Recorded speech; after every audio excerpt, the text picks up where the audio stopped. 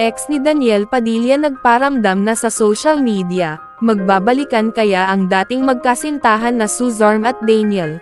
Desyembre 30 makikita ang mga larawan na ipinost ng dating kasintahan ni Daniel, na si Zorm. Makikita kung gaano kasimple ang mukha ng unang kasintahan ni Daniel Padilla, at dagdag na rin ay magkasama ito sa isang event ni Daniel sa Paris. Talaga nga namang pinatunayan ni Daniel Padilla na wala na talaga sila ni Catherine Bernardo, tunghayan ang kaganahan ni Zorm, dating kasintahan ni Daniel Padilla.